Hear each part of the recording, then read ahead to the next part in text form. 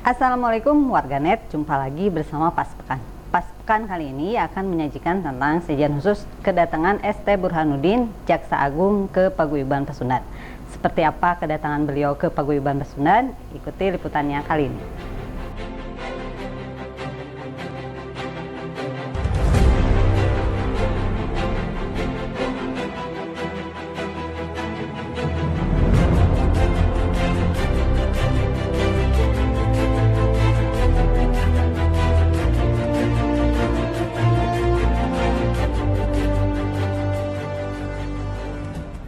Kedatangan Jaksa Agung ST Burhanuddin disambut langsung oleh Ketua Umum Pengurus Besar Paguyuban Pasundan Profesor Didi Turmuji. Seperti apa sambutan beliau kepada Jaksa Agung yang merupakan salah satu warga Jawa Barat pertama menjadi Jaksa Agung? Kita simak pidatonya berikut ini. Sampurasun. Salam sejahtera untuk kita semua. Alhamdulillahirabbil alamin. Wassalatu wassalamu ala asrofil anbiya wal mursalin. Wa ala alihi wa sahbihi ajma'in. Asyhadu an la ilaha illallah wahdahu la syarikalah wa asyhadu anna Muhammadan abduhu wa rasuluh. Bapak, Ibu hadirin sekalian, hari ini kita sangat berbahagia dan hanya satu kata yang mempertemukan kita hari ini adalah Indonesia. Yang saya hormati Bapak Dr. ST Burhanuddin, Jaksa Agung Republik Indonesia, Putra Jawa Barat, salah satu putra Jawa terbaik. Yang saya hormati Bapak Dr. Hajaja Ahmad Jayus, SHMH. Beliau adalah Ketua Komisi Yudisial Republik Indonesia, alumni Unpas, dan juga dosen tetap Unpas. Untuk KAE tidak perlu orang yang tinggi seperti Pak Jaja. Tapi untuk Jaksa Agung itu harus tinggi besar seperti Pak Burhanuddin. Yang saya hormati Bapak Majen Dr. Tabe Hasanuddin. Beliau adalah Dewan Pangping Paguyuban Pasundan. Pak Hasan dan Pak Burhan adik kakak. Bedanya Pak Burhan berkumis, Pak Hasanuddin tidak. Ini adalah simbolisme dari sebuah perjuangan di mana Pak Burhanuddin memenangkan persaingan. Tetapi Pak Hasanuddin karena memang tidak berkumis, dari pertempuran ke pertempuran beliau menang. Tapi di politik dia bukan mengalah, tapi memang ngelehan. Dan ingin katanya jadi Kresna. Di sini hadir juga ibunya. Jarang Pak Hasanuddin membawa istri kemana-mana ke Pasundan, jarang. Tapi karena beliau ini ingin memperlihatkan bahwa istrinya itu tidak kalah cantiknya dibandingkan dengan istri Ketua Umum Paguyuban Pasundan. Hanya alasannya beda. Kalau istri saya ditanya, kenapa? Kunaon keresaka akang? Jawabannya, kumargi akang goreng patut.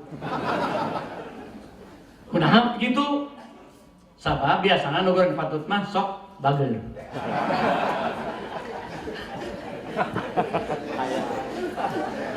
Kalau istri Pak Hasan ditanya, kenapa mau ke Pasan? Karena Pasan itu adalah sosok Kresna. Seperti itu. Yang kami hormati di sini hadir Sekjen Kementerian Koperasi dan UKM Profesor Dr. Ruli Indrawan, kemudian Sekjen Kementerian Perdagangan, Sekjen Kementerian Sekjen KAE di sini, Prof. Ruli, impiannya sudah jadi menteri, tapi takdir tidak menentukan. Belum. Nunggu reshuffle. Yang terhormat Bapak Gubernur Jawa Barat, Kang Emil, beliau adalah penyantun yang handal. Tiada pidato satupun tanpa pantun. Oleh karena itu saya tadi melihat dari awal sampai akhir mencatat pantun berapa biji.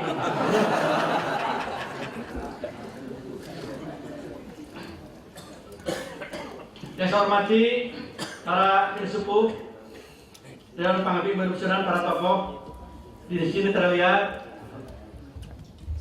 Profesor Dr. Sujana Syafi'i. Beliau usianya tokoh-tokoh yang saya tidak sebutkan satu persatu. Ada juga Sekjen Paguyuban Pasundan, Kang Wigandi, mantan Ketua Umum. Ada para Kejati di sini. Ada pejabat tinggi di Kejagung, ada Kang Untung juga di sini. Dan yang lain-lainnya. Ada para bupati di sini. Bupati Cianjur, kemudian Wali Kota Cimahi, Kang Ajay, dan ada beberapa juga dari tadi terlihat. Kemudian juga terlihat juga ada rektor-rektor di sini, rektor ITB, rektor Ibu Reni yang terpilih. Bu Reni mau jadi ke sini tapi berangkat ke luar negeri. Tapi entah bagaimana dilantiknya siapa. Yang jelas menangnya di Jawa Barat A, di pusat B. Tapi itu nanti kita doakan, kita menjemput takdir Allah Subhanahu wa Ta'ala. Kemudian juga para jaksa di sini juga hadir. Dan sebenarnya kalau pertemuan Pasundan dengan para jaksa Kejagung itu bukan pertama kali. Kita sering bertemu. Bahkan Pak Burhanuddin itu dari ulang tahun ke ulang tahun Paguyuban Pasundan sering hadir. Bahkan di sini juga sempat hadir. Waktu itu beliau sebenarnya sudah ada di meja Pak beliau, di meja SBY, itu beliau calon jaksa agung. Cuman karena memang takdir belum berpihak kepada beliau. Baru takdirnya saat ini. Oleh karena itu kita doakan, mudah-mudahan beliau bisa melaksanakan tugasnya dengan baik.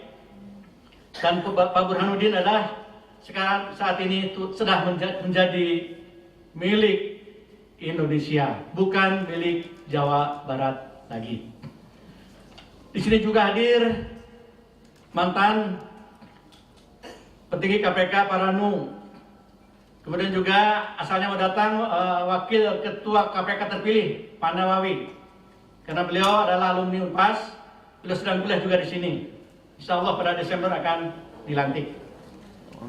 Di sini juga banyak hakim-hakim agung. Ini keluarga Ibu Dewi Sartika, Ibu Dini, dan Bapak Profesor ini hadir juga di tengah kita. Mantan Jamdatun juga, yang sekarang dosen Unpas juga hadir di sini. Mantan hakim agung juga. Jadi sebenarnya di sini ada juga jenderal polisi, tentara, kejaksaan agung, hakim, ada bupati, wali kota, yang lainnya, ada tersangka, calon tersangka. Tapi mudah-mudahan tidak ada di ruangan ini. Tidak ada di ruangan ini. Ada sangka.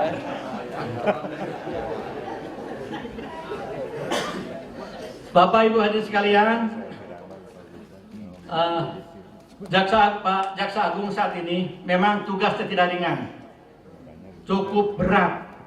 Intinya adalah dalam penegakan hukum di satu sisi, tapi di sisi lain etik moral bangsa, termasuk tentu di lingkungan Kejagung yang terkait dengan etik dan moral dalam titik nadir. Nilai-nilai religiositas telah berubah menjadi materialistik. Tetapi harus yakin bahwa Allah akan memberi pertolongan secara tiba-tiba. Walaupun Allah tidak selalu mengabulkan setiap doa yang kita minta, tetapi Allah senantiasa memberi yang kita butuhkan. Bapak, Ibu, dan hadirin sekalian, doakan oleh kita, semoga Pak Burhanuddin sukses. Kita juga optimis. Namun margina optimis. Kumarji Pak Hasanuddin mah kagungan tilu hal. Kahiji katanagaan, kadua kaotakan, katilu kabengetan. Katanagaan, kaotakan, kabengetan. Simpuri we kabengetan ngan beungeut ditaheun.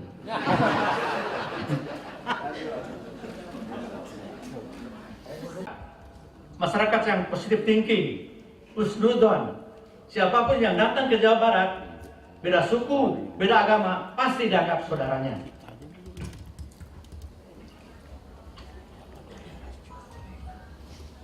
Ibu dan Bapak, dalam kesempatan ini, karena acara ini juga terkait dengan 106 tahun paguyuban Pasundan, saya ingin menyampaikan beberapa hal. Bahwa paguyuban Pasundan tahun ini berusia 106 tahun. 20 Juli 1913. Didirikan oleh siswa kedokteran Stopia. Kesadaran yang dimunculkan paguyuban Pasundan lewat cakupan proses kultural pendidikan yang mengabaikan perbedaan agama, keyakinan, etnis dan ideologi, sesungguhnya merupakan potensi politik menuju gerakan awal penyadaran berbangsa dan bernegara. Realita ini mustahil untuk dimanipulasi oleh siapapun. Karena pada saat paguyuban Pasundan masuk di bidang politik di Polstrat dan Tandas mengangkat salah satu tujuan politiknya bahwa paguyuban Pasundan mengakui hak-hak bangsa Indonesia dalam bidang kebudayaan dan etnisnya masing-masing. Rumusan ini jelas merupakan distribusi politik paguyuban Pasundan sejak awal terhadap dinamika pluralisme politik di Indonesia. Dan sekaligus sebagai komitmen terhadap mekanisme politik kebangsaan. Paguyuban Pasundan hari ini bukan bagian dari partai politik manapun dan tidak akan menjadi partai politik, tetapi punya sikap politik. Konstitusi PP tahun 1922 mendirikan lembaga pendidikan Pasundan di Tasikmalaya. Alumninya telah memberi kontribusi besar bagi negara dan bangsa ini. Jenderal Umar Beri Hadi Kusuma, itu juga alumni Pasundan Tasikmalaya. Profesor Dr. Taib Hadi Wijaya, Rektor IPB, juga beberapa kali menjadi Menteri Pertanian. Letnan Jenderal Masudi Solihin, Pak Majen Solihin GP, Profesor Dr. Dodi Tisna Mijaya, Rektor IPB, Pak Numan, Rektor UPI, hampir seluruhnya rektor terbaik itu juga alumni Pasundan. Dan paguyuban Pasundan juga Pasundan Diraja pada tahun 1957 beliau mendirikan Universitas Pajajaran. Jadi beliau ketua panitia pendiri Universitas Pajajaran, UNPAD. Dalam dialognya dengan menteri saat itu, Saudara Menteri, dalam waktu secepatnya saya akan bentuk kepanitiaan UNPAD. Dan kami izin juga, karena tidak mungkin Raja Barat Islam ditampung oleh UNPAD, kami akan mendirikan Universitas Pasundan. Dan alhamdulillah, kedua perguruan tinggi ini di Indonesia rankingnya baik. Dari 4.700 PTN, PTS, UNPAD ranking ke-18, UNPAS ranking ke-19.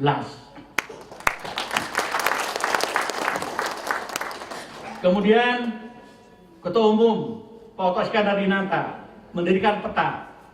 PETA ini adalah cikal bakal Tentara Nasional Indonesia bersama Genil. Dan beliaulah yang mengusulkan agar Soekarno dan Hatta menjadi presiden dan wakil presiden secara aklamasi dan disetujui. Dibimbingan juga Bupati Bandung Wiranta Kusuma. Beliau memimpin 17 bupati di Indonesia dan yang mendorong kepada Soekarno-Hatta dengan para pemuda supaya segera memproklamasikan kemerdekaan Republik Indonesia. Itu juga orang Sunda. Kemudian pada tahun 1948, negara Pasundan, negara Sumatera Utara, negara Indonesia Timur berjuang karena Soekarno dibuang ke Bangka Belitung. Ada 3 tempat di situ permulaan dan terakhir di Bangka Belitung. Dan itu diperjuangkan oleh 3 negara itu. Alhamdulillah, Pasundan juga berjuang di situ sehingga Soekarno kembali memerintah lagi di Yogyakarta. Ketua Umum Paguyuban Pasundan, Prof. Didi, meminta agar Jaksa Agung tetap menjaga integritasnya, terutama menjaga nama baik Jawa Barat. Selain Jaksa Agung, hadir di sini juga berbagai inohong dari Jawa Barat. Salah satunya Gubernur Jawa Barat dan Ketua Dewan Pengaping. Seperti apa pidato mereka berdua? Simak pidatonya. Alhamdulillahirabbil alamin. Bapak Jaksa Agung, Bapak Dr. ST Burhanuddin SHMM Wilujeng Sumping, beserta jajaran dari Kejaksaan Agung. Karena saking istimewanya, saya siapkan pantun selamat datang. Pelantikan Presiden ku pantun, Pak. Apalagi rutinitas atau pidato-pidato di daerah. Unggal enjing sok ayam mojang ngalangkung. Pami Jumat di kabaya kain satin. Wilujeng Sumping ka Bapak Jaksa Agung. Di Jawa Barat nu juara lahir batin. Informasi saya kira itu hanya satu, yaitu Jokowi. Hanya itu saja. Begitu. Tong didengek lah nu sejen mah. Ya, itu. Termasuk saya, bisi, naon dan sebagainya, saya sudah janji kaduduluran dikumpulkan. Saksinya Kang Uung, ya waktu itu saudara-saudara saya kumpulkan. Maraneh ulah nepi jadi Markus, naon dari Markus teh makelaran kasus. Nah, jadi saya bilang sudah bekerja dengan baik dan lain sebagainya, dan jangan takut. Paeh mangan sekali. Jadi itu saja, jangan takut, tegakkan hukum. Walaupun barangkali langit runtuh sekalipun. Itu. Dalam pidatonya, Gubernur Jawa Barat Ridwan Kamil berjanji untuk merenovasi gedung Kejaksaan Tinggi Jawa Barat hingga bernilai 120 miliar rupiah.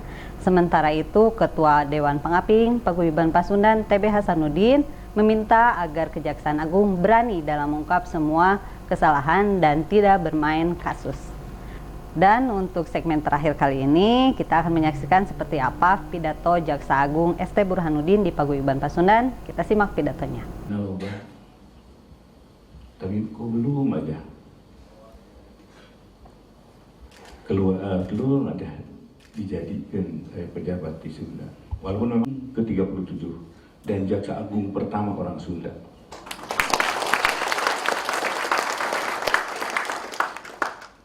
Pada waktu itu kan Didi, apa perlu keluar di Republik Indonesia ini kalau dipakai mah. Yang lalu-lalu saya dikenal dulu, orang lain menyebutnya saya calon terkuat, tapi tidak jadi. 2019 saya pada tanggal 17 Oktober saya dipanggil oleh Menteri Sekretariat Negara. Pada waktu itu ajudannya menyampaikan pada saya, Pak Burhan dipanggil oleh Pak Menseknek karena zaman sekarang ini banyak yang tukang tipu. Ya saya bilang, oh iya, iyalah insya Allah. Tapi 1 jam kemudian Pak Menseknek sendiri yang telepon ke saya. Pak Bur, minta yuk kita bicara di istana. Saya bilang, saya lagi di Bandung Pak. Karena pekerjaan saya memang MC, ngomong cucu. Walaupun ada pekerjaan lain bagi saya menjadi staf khusus. Setelah saya mundur dari Kejaksaan Agung, saya mundur karena saya memang belum waktunya pensiun, masih ada waktu. Kemudian saya mundur, saya menjadi staf khusus Menteri PU, tenaga ahli hukumnya Menteri BUMN, dan komisaris utama karya.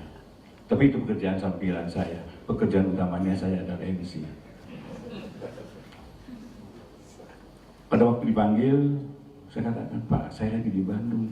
Boleh nggak besok saya hadirnya di Pak Menseknek? Ini yang merintah presiden kok nawar. Karena melihat kalau orang-orang begitu dipanggil ke istana, itu larinya mungkin setengah dewa. Karena saya pengalaman yang lama, ya saya bilang, ya insya Allah, Pak, ditunggu jam 6:30. Saya jam 3 masih di Bandung. Kondisi hari itu dari Karawang ada mobil truk gitu. Padahal saya itu paling adalah ngoeng-ngoeng. Dan dulu masih mahasiswa pengen. Kamu adalah untuk calon jaksa agung, ya roadmap aja, ya mana ya udah. Kalau itu saya bicara apa ada. Kemudian hari Senin tanggal 20, saya tunggu sampai sore, sampai malam juga nggak ada nama saya, nggak ada yang bisa panggilan untuk saya. Ya udah, memang bodoh. Iya memang saudaranya. Cerita tadi.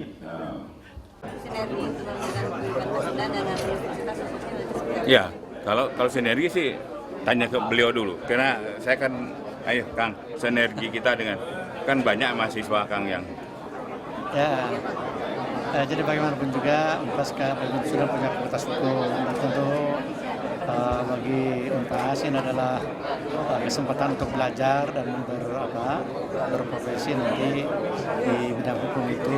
Artinya silaturahim ini adalah membuat kesempatan bagi orang-orang yang berprestasi, bagi siapa di Indonesia menjadi sangat terbuka. Nah, itu yang penting bahwa silaturahmi ini akan menghasilkan keberkahan bagi bangsa ini. Jaksa Agung ST Burhanuddin ternyata dalam pidatonya lebih banyak menceritakan bagaimana dia terpilih menjadi Jaksa Agung. Meski demikian, dia tetap meminta agar semua pihak menjaga dan taat hukum. Selain itu, dia juga akan memegang teguh dan amanah dalam melaksanakan tugasnya sampai akhir tugasnya nanti. Demikian Pas Sepekan kali ini. Sampai jumpa di Pas Pekan edisi berikutnya. Saya Tica Hyati dari Lantai 7 Paguyuban Pasundan bersama kerabat kerja yang tugas mengucapkan sampai jumpa.